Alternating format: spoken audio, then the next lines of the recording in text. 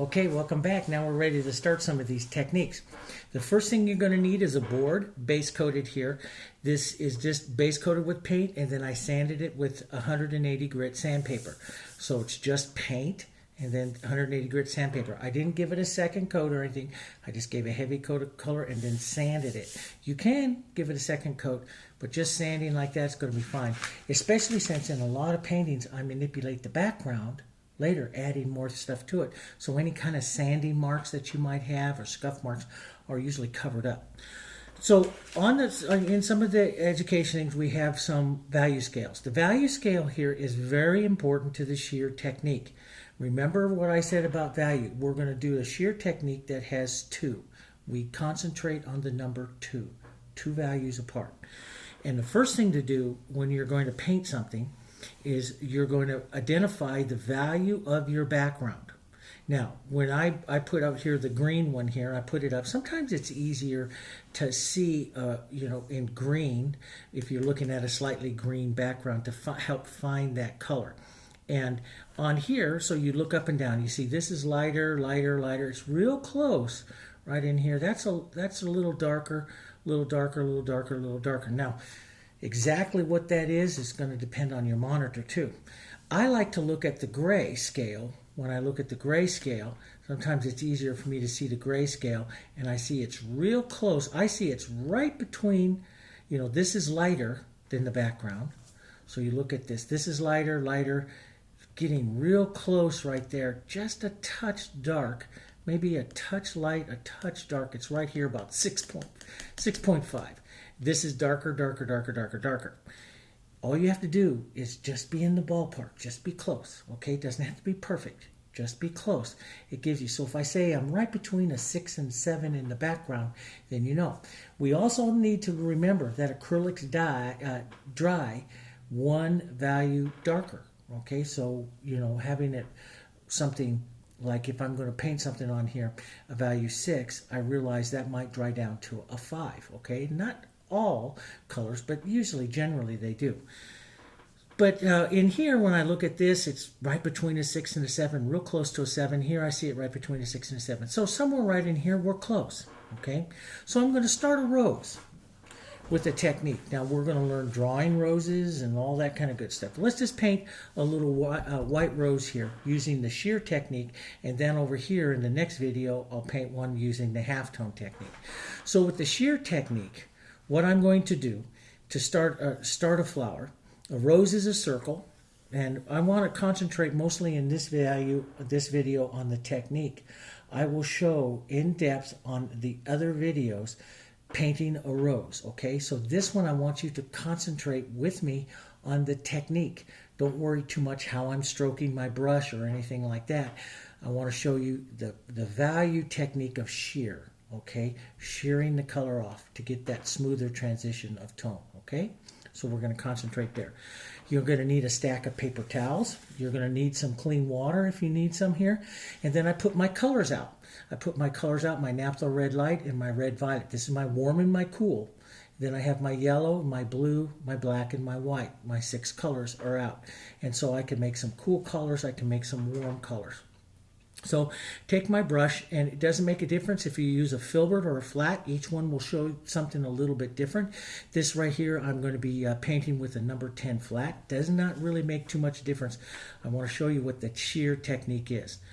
Now, to paint something that's like this, if my value of my background here is a 6, I want you to remember the rule of 2. That means I can start a rose out darker at a 4, or I can start it out anywhere between a 4 and an 8, because my rose is, let's just say, my background is a 6. That means I can start it here, here, here, here, or here, all within 2. 1, 2 of that 6, 1, 2 of that 6. I'm going to start it somewhere around in here, because I know it'll go a little bit darker. So we'll start right around the 6. Let's just make a gray color here. Now gray can be black and white. You can make a gray, black and white, and make that 6. And this is the one thing, after painting for a while like this, like here's a 7. See, I came in real close immediately. You will start to learn how much black to how much white you need to add to make some of those different values quicker. At first, you might go, wow, that's really dark and all that stuff. But if you concentrate on it and practice it, look, you'll start to make mental notes about how much color did I just use of that black. When you're mixing with white and you're making an upper scale, it takes just a tiny bit of black. So I can use this to make a gray. What do we also say? Grays are tertiary. So I can make a gray from my red, yellow, and blue, which is how I like really to make my grays. From my red, yellow, and blues, I think those make better grays. Or toss it all together here and make a beautiful gray that is slightly red here, slightly to the red side. So if I really wanted to neutralize it some more, I need to add a little bit of a green, which is blue and yellow, and see how that just grays that right down. That's a beautiful gray. It has more character. You see, in a lot of painting, we always say a lot of artists don't use the blacks, the black and white anymore, because they say it's a dead color as opposed to a color that has a little more life to it. So let's mix up this color. Well, that's kind of a pretty color for a rose. Let's see where we are on our scale here, though. On our scale, it's lighter than the 5. It's about a 6. It's darker than the 7. It's about a 6, which means it dries down to a 5, which means that's going to be fine. As long as it dries down, it's going to dry down to about here. So I'm going to be within 2 of my background, right? Okay. So I come in and I'll push this color right on my background, and it will be just a little bit darker than my background. See? It's just a little bit darker than my background. Let me angle this board. I got just a little bit of a glare there. So I'll come in here and I'll make my circle for my rose. Now I'll show you painting of a rose later on, all the circles and all that stuff, how to do that. I just wanted you to concentrate on the technique. Now, to shear something is where I take my finger and I pull it off like that. So if I want to create the lost edge of something over here, I shear it like that and I'll pull the color off. I can leave the edge, or I can pull it and push it like that and leave the lost edge like that and shear that off. That's what I like. Now, I'm just going to rinse some of that extra color off of my brush. You can, while the paint is wet like this, you can there's other techniques to shear. You can take water along the edge like that and cause that edge to transparent out like that. There's a lot of different types of techniques that you'll find with the painted symphony. There's a lot of them. So I'm going to paint this rose now. So I know my background here, and it's going to dry down, and it's starting to dry down, and it's starting to go down to that 5. You see, it's going a little darker than that 6, starting to dry down, and that's fine. So that sets up my rose. I've set up these light areas out here. I can thin out and take water in my brush and thin this out if I wanted to, lose the edge. That's all different kinds of stuff, but we're gonna continue on here. So here's my gray. I'm going to make a cool color here. Let's take a little red violet here right into some of this. Let's just take a little red violet. So I know I'm down to a 5. So as I'm going to add my colors, each time that I add a color, I go no more than 2. So I don't want to go any darker than that. And this is about a 4. So I don't want to go any darker than that. I know red violet can get down really looking like 2, but so I can go down to about, right down into here, my 5, so I can go down to about a 3 or so. Don't go down into here. That's too hard to paint. So I'll put that dark on here like this, and I'm going to push it around. Now, that edge that's right there, there's a couple values different. This is what I do with shear. This is how I soften it out. I shear off the color like this. I shear it off, and that causes the softness to the color. See? If I get this color too dark, if I go too dark too fast, it's difficult to make it smooth or to make it softer here. So you try to always paint within 2 values. So if I put one color in here, I put a shadow in here. When I push my finger, I'll make the 5. So here is, so I have this color here. When I push this color right here to make the bottom of the bowl, I will then push my brush push my color out like this, shear off the paint like that, and that overlapping makes it transparent, and that makes that middle value. I can come back and restate a little darker if I want here, as long as I make that 5. I'm looking for these values in here to make the flower softer. So I can, now this value in here is down around a 4, right? is down around a 4, right down in there. It's not quite dark like that. So I could take a little bit more dark now. As long as I don't go all the way out to here, I can keep that dark right into here a little darker and make that nice deep throat of the rose right there, because this color in here is darker, so I'm still within 2 in this area. If I go all the way out here to my background, then that's too much. So this would be too dark to try to paint there to sheer. It won't be pretty. So I put this on, and you try to sheer this, you can't. See, you can't create those values because there's too much difference between the background and the shadow color you're putting on. You need to have these intermediate values. So we do what we call walk down the scale. Once I have this dark on here, now I can put a smaller mark or stroke of that color into there and make a different part of the rose there, see? Now, I'm going to clean that color out of my brush here. Here's my light color. Let's warm this up just a bit here because this is cool. So let's just warm this up. Maybe a little yellow. We can add a little water here to this if we want. Let's just get a little white into this. Now our base here is at a 6, right around a 6. Okay. So I don't want to go any lighter than an 8. I don't want to go any lighter than an 8 as I put on my light petals. So I'll mix up a color here about like this. Let's just check where that value is. And it is, when I put that on, it is darker than the 9. It is right about an 8, and it's lighter than that 7. So it's right about an 8. So I'm okay. And it'll dry a little darker. So now what I do is I come in and I start to build my petals of my rose here.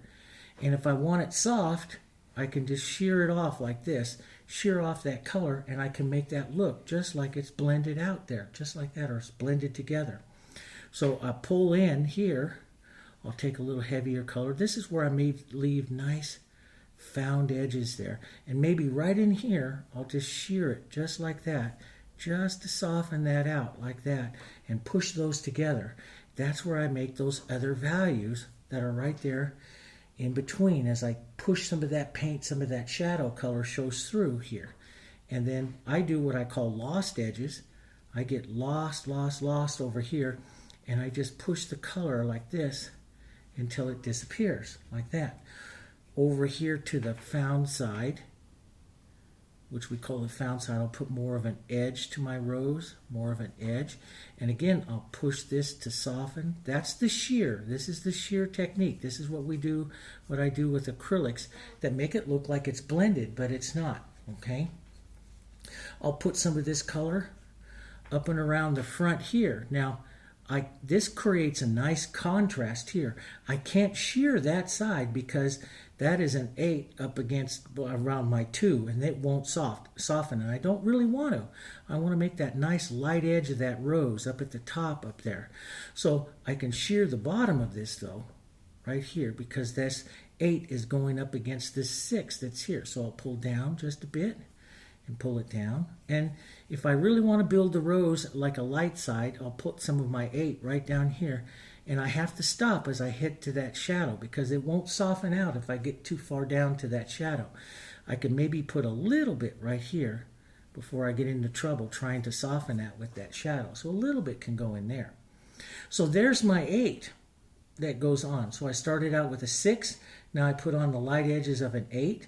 I can go up a 9 or a 10. If you look at where you were, you can see your difference up here. We'll add just a little color, make more of a 9 here.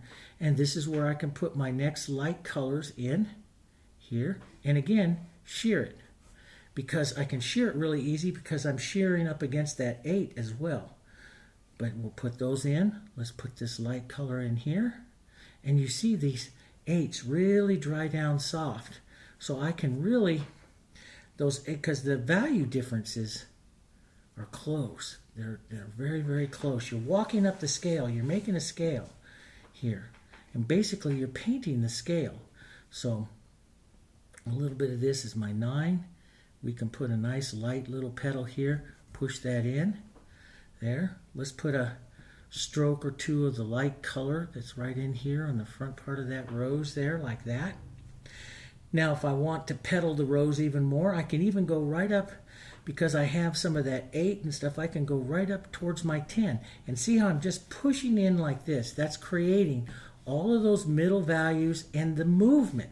I always, when I'm shearing, and this is very important, always when I'm shearing, I'm pushing in the direction that I want that petal to take here. So I'm pushing with my finger. Always have your paper towel to clean that finger too.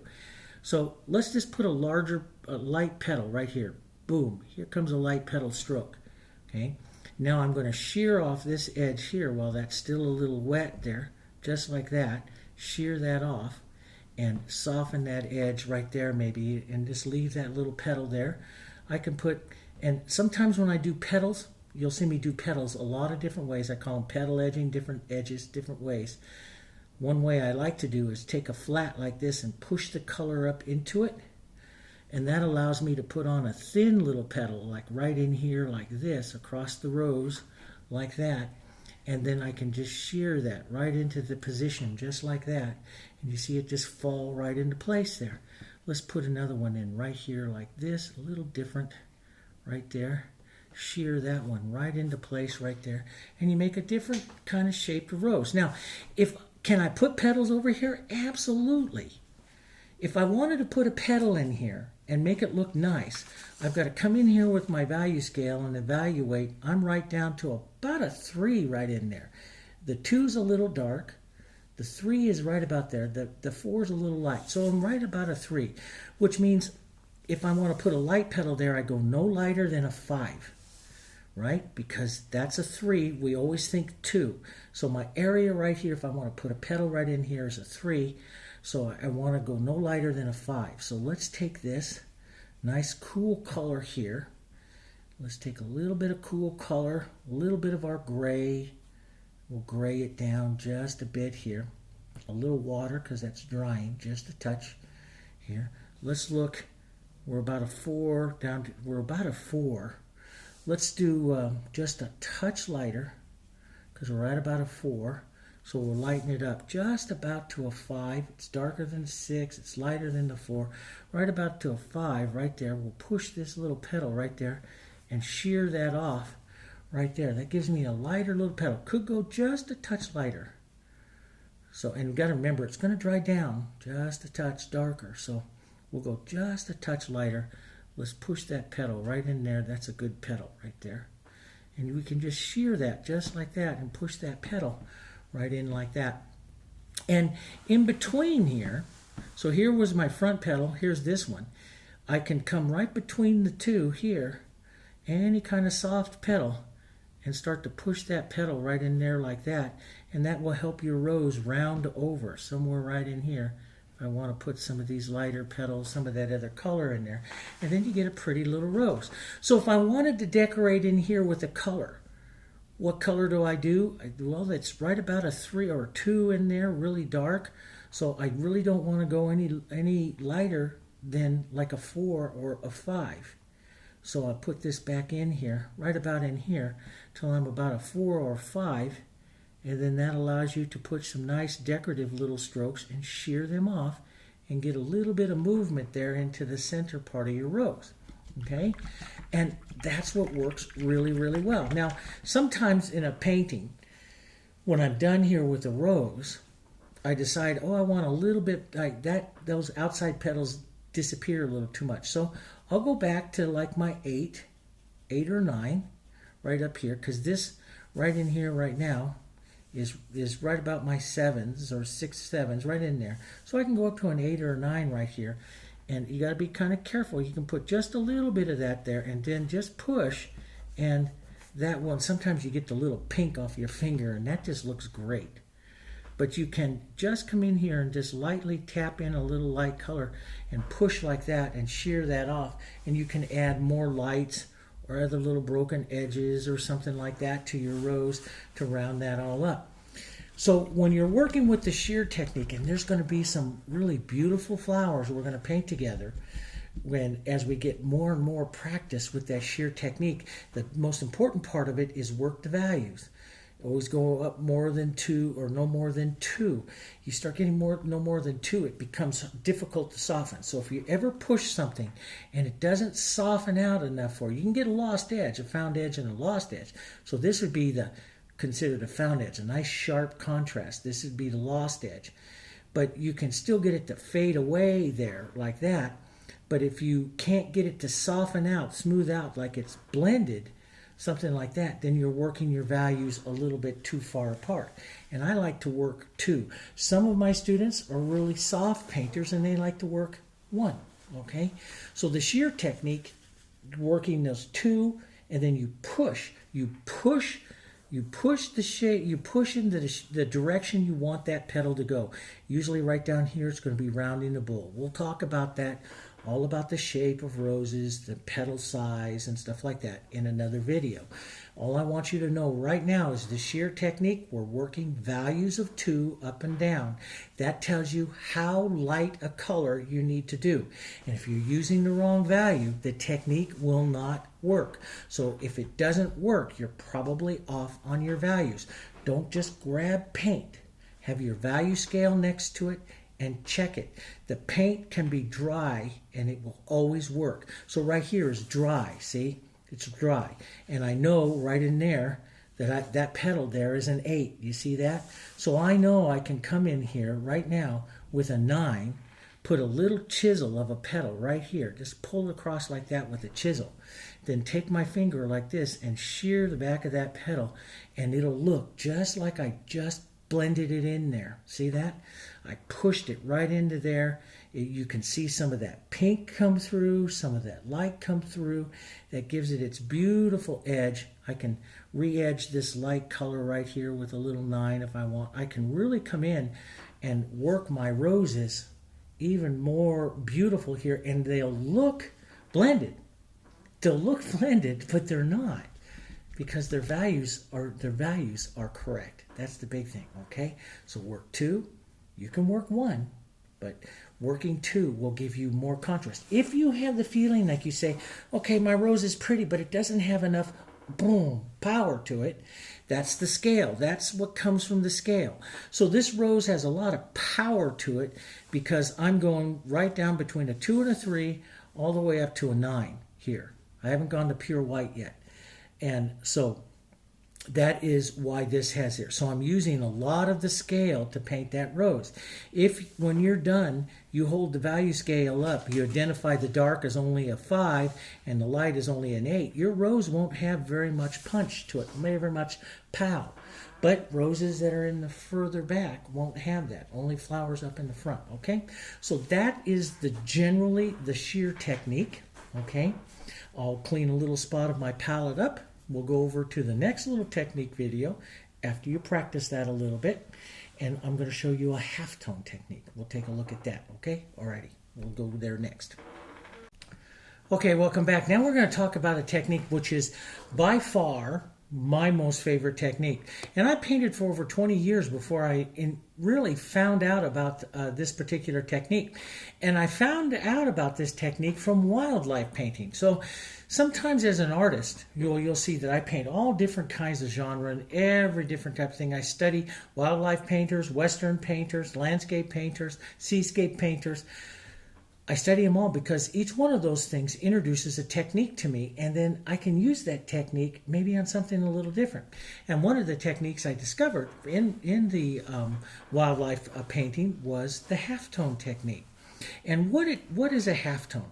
A halftone is taking any one of your colors or putting 2 colors together and then creating tones, halftones in between them, a tone halfway between them, okay? For example, like we know, let's take the broadest aspect of it, is if I put a yellow, the broadest aspect here, is if I put a yellow here, okay, and then I put a blue over here. Now that's a lot of contrast between the yellow and the blue. And so what an artist would say is to soften that contrast, we need to put in halftones. So if I come in and I make a green, which sits halfway between the two right through here, that starts to soften them out a little bit. Onto this side, I make the yellow green, which really basically what that is becoming is like your color wheel here. And then you see this slowly transfer here to the blue green here onto this side. So I create a blue green here in between. And what that does is it slowly transitions your eye from one color to the next. That's the broadest sense. That's still a lot of contrast, but that's the broadest sense, is the artist would put down one tone, put down another tone, and then come in halfway between. Now, how much difference is between those tones or colors? We call it tone because tone encompasses the words hue, value, intensity, temperature. Okay, so whatever I put down and whatever I put down, I come halfway between those and those particular colors, tones, and that's what the halftone is, and that's what starts the softness. In value, let's take a look at value here. Okay, so let's say that I put in a 10. So I'm going to take my white here, and I'm going to put on my white here. Boom. Okay. Now let's just say I come down to a 6. So I'm going to, here's my 10. So I'm going to mix here my 6. Come right down with my 6. And that's pretty close to a 6. It's a 7 and it'll dry down to a 6. But I'll make it just a touch darker here. We'll get that down. So here comes this particular tone, which is right at that background color there. Let's make it a little darker than the background. Let's go a little more contrast here. So not quite that dark. Right here. Let's put that tone in there so you can see it clearly. So the difference between this and this is contrast. Now to soften that, I have it here and I have it here. So here is my, it's a 4 basically. It's a 4, it's lighter than the 3, so it's a 4, it's darker than the 5. So it's a 4. So I have a 10 and a 4. So I'm using here. So my first halftone would be like a 7. So if I come up here and if I lighten this back up to say a 7, which will go quite a bit lighter here. Here up to its 7, a little bit more. Well, once you get that dark black in there, it just so dark. So I'll get this 7 right about in there. Okay, so it's a little darker, a little lighter, right about in there. Once I push that 7 right down the center of it there, like that, that softens the exchange of the two tones. What I like to do with shear is to take my finger and just run it like that, and run it like that. And what that does is that mixes the two tones together like that to create the other half tone that would be. Because, so here's what shear does there, is that pushes that. It doesn't mix them up completely. I pushed it 3 times. Sometimes I only push it once. How many times I push it is going to give me a different look. But I pushed it right there and that created the other tone. The other way to do it is to take that tone and come right, so I'm right here and right here. I've got to come right between those two, right here like that, push that one down, and you'll see that that creates that softness of that transition of that tone right through there. So all of a sudden I get the look of blending through here by creating or using halftones. So this, I used a halftone and a shear together. That is a halftone. So if I want to make something look smooth, let's just take one stroke each time, okay? Let's do a color. Let's put out our white here. We rinse out some of that gray, so we have a nice pure white here. We'll put down our white. Boom. Here's our white. And let's put down a gray here. So let's push down here with my gray color. That's going to go right here. So I have these two colors here, my white and my gray here. Now, how do I soften that? How do I soften that? Let me expand this white just a little more. So it's a nice area of white, a nice area of gray. So now I have two tones here, right? So I have this number 10, and this one right here is about a 5. So I have a 5 and a 10. The half tone would be right here, somewhere right in here, the 7. And if I'm in with a lot of paint, it's simply if I'm within 2, then I'm good. So I would make up my 7 here, something that's real close to my 7 right here. And let's just check a little bit more of my dark, just a bit more here. And let's come right down that edge there like that. And that softens that mark, that exchange between those two colors. Now, if you want it more blended, so here I've just put down a stroke of white, a stroke of thing, and one color mark down here. One mark of color. Now, if you want that to soften just a touch more, you would darken that just a touch here. And you make the other halftone. So if you identify this as a 7, this is a 5, if you took a value 6 and came down, let's just take this as a 6, you could have just a touch darker, just a tiny touch. If I take that 6 and draw that down, you can see where that tone softens even more. And on this side, I create, it was up there with the 7, so I can create an 8 or a 9. We'll go up 8 or a 9, a little lighter, right up here. Walk up towards our light here, right up here like this, and come down this side here, and you'll see I create, and all of a sudden I'm getting, by just taking a stroke of each value, I'm starting to make it look blended. What I like to do with shear is I like to take my finger and draw it through there, because that makes it even more. How many halftones do you use? Well, that's going to give you a different look. And in the lessons, I'm going to show you all different kinds of ways to use halftones to create different looks. Sometimes I use a combination of a halftone and a shear together to soften something. I'll use 2 techniques or 3 techniques together. But what you do is you identify what you have, what the next tone is, then that identifies the contrast that's between, the difference between those, and then you come halfway between those, and that's what softens it out, okay? So let's say, for example, a warm and a cool. Warm and a cool. Here's a warmer red. Boom. Let's just put this red out here. And let's put it a light red here. Okay, a light red, which is up here about a value 7, 6 to a 7. Okay, and let's put down a cool red over here. Let's make it a little darker, and you'll see me paint like this all the time. Let's just put a little bit of this out, and then we have that color there. Okay, so I'm going to push this out right here. I'm going to push that right there. So now, let's say I'm painting a rose. I have the warm side and the cool side. What I do is I create the halftone.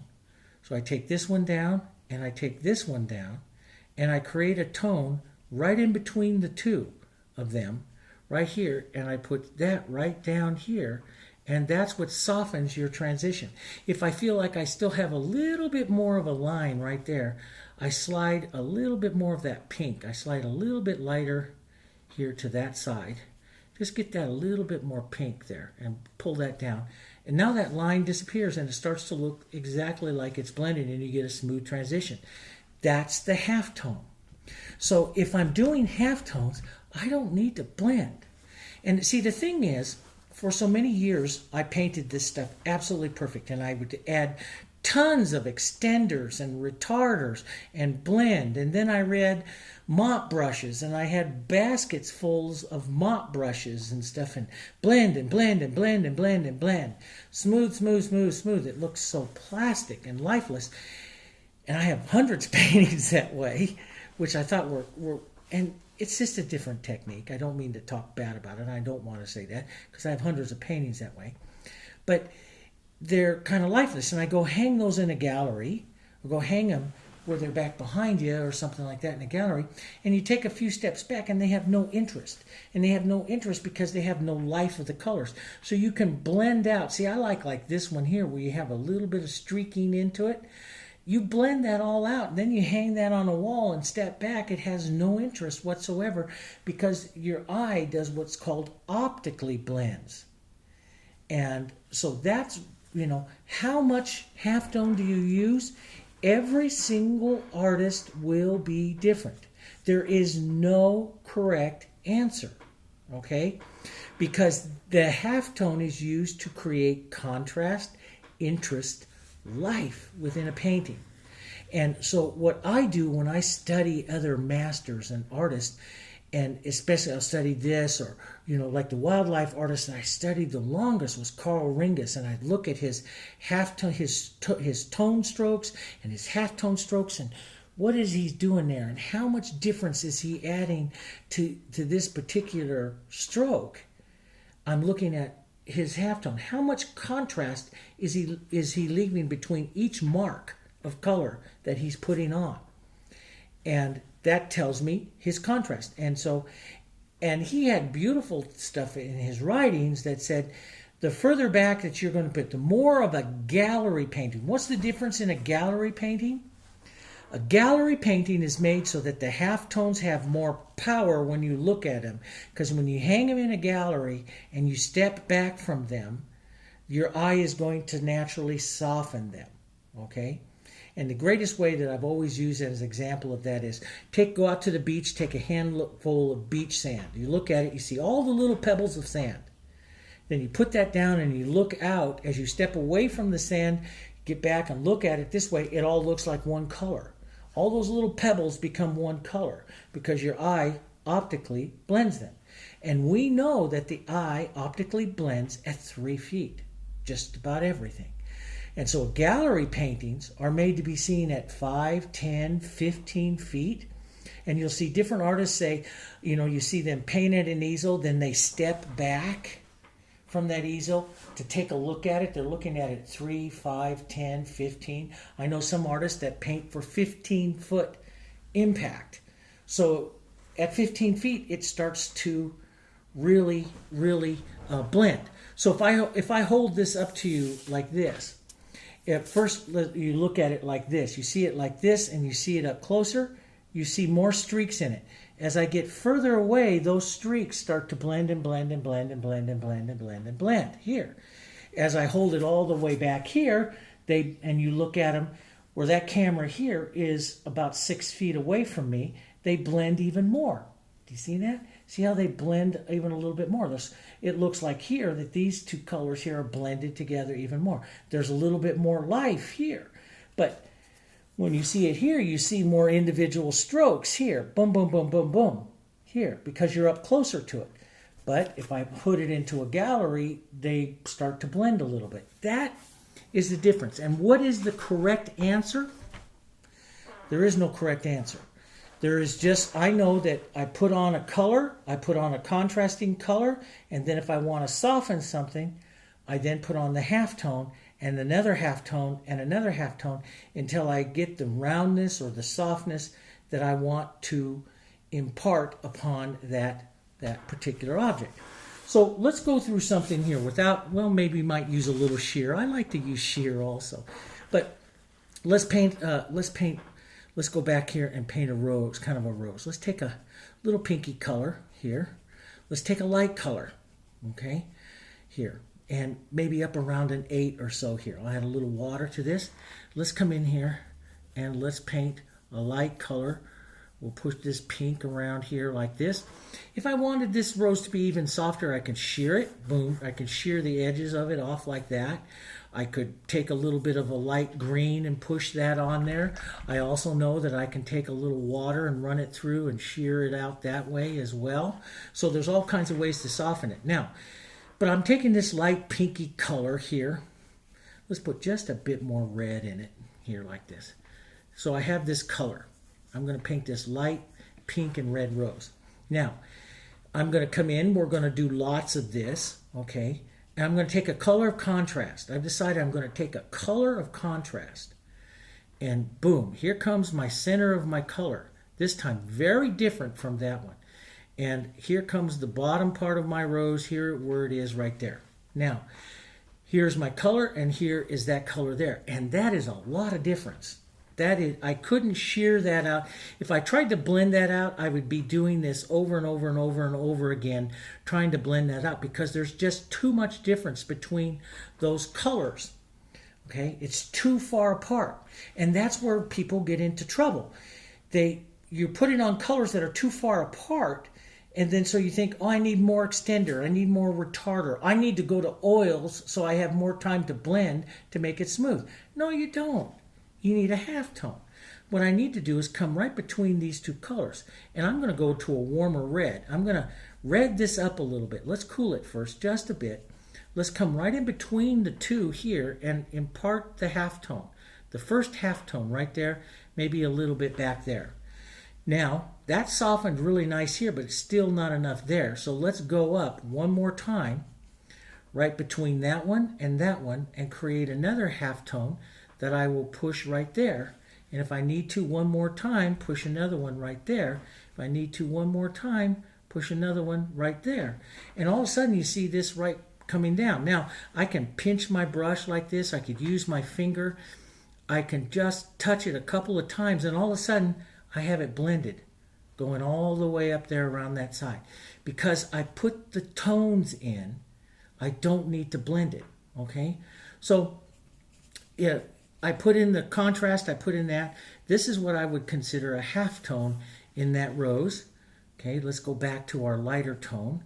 So we had a lighter tone out here, boom, and we have the halftone that's right here, and then it's going down to there. And see how pretty that evolution of that color looks.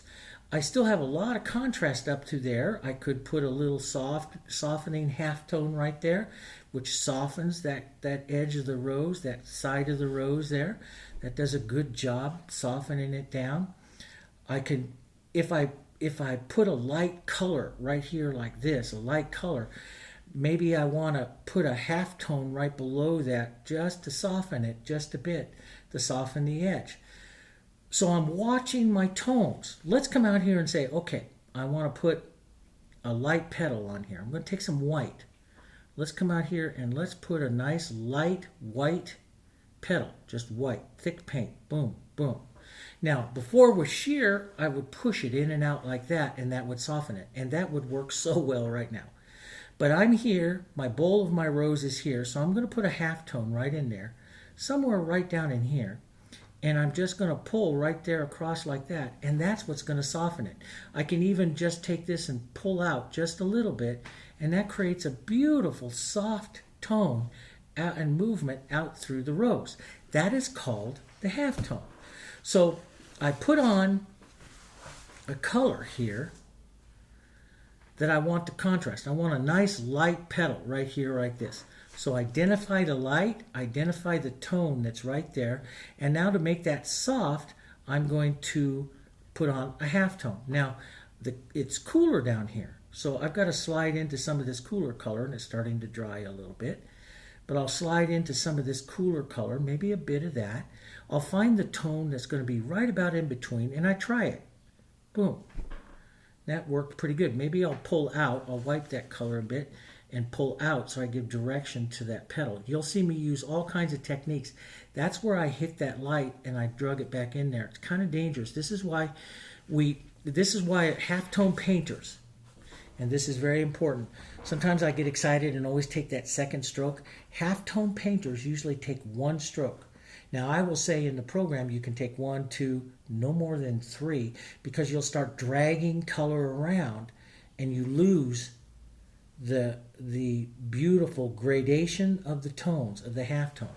Okay, so now let's say I want to get a little darker, a little cooler down here. Let's put on just a little bit of a light color here, and because that's light over there, I maybe not need a halftone. Right there I might take a halftone, go a halftone a little bit darker right there, and just push it like that. That's where I really want to just take, that's where I love to just take my finger and go like that and call that done. It's beautiful. But that puts that petal on here. So now it's dry up in here. See, it's dry already here because I'm painting acrylic. But I love to paint acrylic like this. I'm going to put a light petal right up here. Let's just reach out and pull in. Pull a couple strokes into that one. Let's put it slightly darker into the back here. Just a little bit darker, right like that. Now, to soften that in, boy, I can even take this tone that I just put there. I can just touch that right there, and that's now I'm not going to take that second one because, see, I picked up a little bit of light on the tip of my brush. So I want to go back, redress that tone, and pull again. And see how that just softens that tone right in there. There's the dark. There's that one there. I need to darken it down just a bit before I pull that one there and pull that tone out. Now, that's a beautiful tone in there. I might come in here and add just a bit of that tone. You can come back, add cooler colors, because I can work the other way. I can come in here, build in a nice cool tone back there again. Then there's that one, and then there's that one. Come right halfway in between those two and just soften that out, right like that. And this is what we do. This is how we paint. We paint these marks and we paint these tones. And it's going to give you a different look to your rose than the sheer colors of the rose. And so sometimes I love to paint both techniques together, and you can. There's other techniques I'll show you. But you think in making a tone, a mark, you don't think of touching it or pushing it, and you don't think of blending it. You think of putting on another tone. So here I'll get another little bit lighter color. Let's push that on. Let's get a little more light right here. Let's push on this light. Boom, here comes a light petal right there. Get a little more of an edge right there. Let's put an edge right onto here like that. Boom, so I have a couple of petals I'll put on this one right here. Now that's a lot of tone difference there. So I'm right here with my light color, and that's a cool color right over there, so I'll grab a little bit of my cool color. If this over here is like a 5 and that's an 8 or a 9, I've got to go right over here towards, like a 7, and just put that 7 right in there like that. Maybe a little bit darker right on the edge there, and all of a sudden I've just got this beautiful tone. If I want, sometimes I pull it out. I touch the tone and pull it out like that, and that gives growth movement to that. There. Up here I see the warmer color, so I go up to the warmer color and I just lift off with that right like that, and so I put a little bit of that color. Sometimes I go back and forth. I'll go back with the light and pull it back in again, and that gives this back and forth, gives this movement to it that I like. And that's how I go ahead and build a rose. I start to paint the rose. I'll put the edge of this little rose up like this. Maybe I'll build a nice light edge right like that. So now I have that difference there. So I come in with a little darker right between those two and just put a little halftone right there and soften that petal into that. Sometimes I leave that little mark because as you step back, that your eye will blend that out.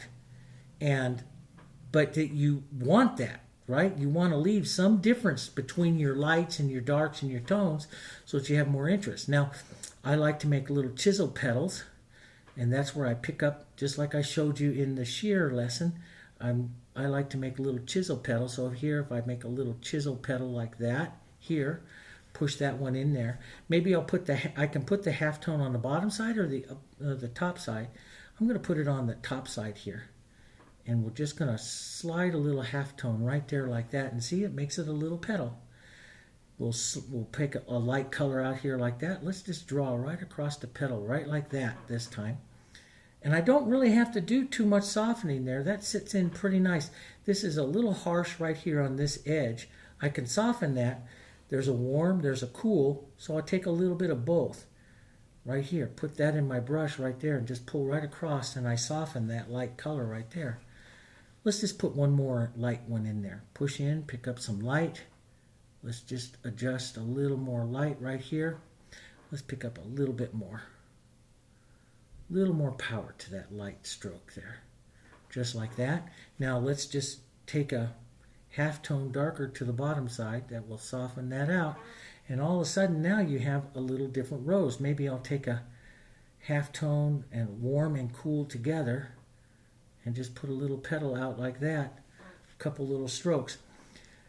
Different type of look. Now here I have cool. Here I got just the tiniest bit of warm out to there, but the value is pretty dark. I'd still follow my same rules that we do with sheer and some of the other things. Go up no more than 2. But let's say, for example, I get this too light. I'm going to put a light stroke, boom, right up to here like that. Well, that does not look right because it's too light against too dark there. Easy. All you have to do is create the transition tone. the halftone. So I'll take a little warm, a little cool here. I'll lighten it just a bit, and let's put that transitional tone right inside of that halftone that's right inside of that. And let's go just a touch darker here, right into that area there, and all of a sudden that stroke looks better inside of that rose. I can soften that one out there, that little edge there. We can even put in another one. Let's put in another one that's too light or a little bit lighter here. Boom, there it is there. And we'll take a tone that's right between that shadow and right between that light and come right into it. And maybe just finally restate that dark in there one more time. And now you have some other tones going on in there. Or I can push some things back and soften back and change and leave just a little bit onto the tip of those there. But now you look at this rose, I've got a warm side, I've got a cool side here to it. And so I have it transitioning right in through here. I can come back and add more light if I wanted to get more life to a particular flower or something. I can come back in and add more white to something, to the tips of these out here. And then if I think I'm a little bit too quick, I just soften it with a halftone. Something up around a 9 or something like that. Push a little bit of that in. Or let's go down just a little warmer right inside of that. Just lift out just a bit here. And lift that out just a bit. And it gives you this lovely movement. Sometimes I just touch and lift off there. And so the difference, in some of the lessons you'll see me come back and say hit the lower petals with that lighter, or go a half tone lighter right on the tips of the petals, and that gives, so go a half tone lighter on the tips of the petals, and that gives more life and punch to the light side of your rose, the warmth of your rose here. Right on the one side here, to the light side. Just hit the tips of them like that. I want to shear that so bad. That's what I love to do. But we'll show the tone. Half tone it. Boom. And you see it tone. So he makes a beautiful rose, painting in halftone. So that one I never touched or pushed. I never blend. I took each stroke, one mark of color to each tone. So I look at the one, I look at the color that's there, I look at its contrasting color, and I come with something right in between. And that takes a little time, but this works on everything you paint. As a matter of fact, this is what I learned from, I finally understood this on an elk. On an elk painting is where I learned how to do this. And getting in the muscle tones and the warms and the cools from the light strike, and where the light is hitting and advancing some areas and receding some areas. So I made it just very different. So I learned it from wildlife, and then I started to apply it to roses and stuff. And I first saw it, another place that I saw it that just kind of sent it all home was in portraiture, portrait paintings. They do what are called halftones and transitional halftones. So a transitional halftone is anything like it's like in a receding area. You have a light plane, a shadow plane, and then a receding area is moving away from the light. And as you're working in those receding areas, they're called transitional halftones because they're transitioning from the light to the shadow there. And so there's a lot of different things. But that is what makes painting beautiful. So as you can see, you can get, we're going to do sheer techniques, we're going to do halftone techniques, and then you'll see with many of my flowers here, you'll see me working both a halftone and a sheer technique at the same time. I like that. I like to put on a halftone, and if my halftone is just a little bit off, maybe it's a little too light or it's a little too dark, I just go like that with my finger and shear off the edge.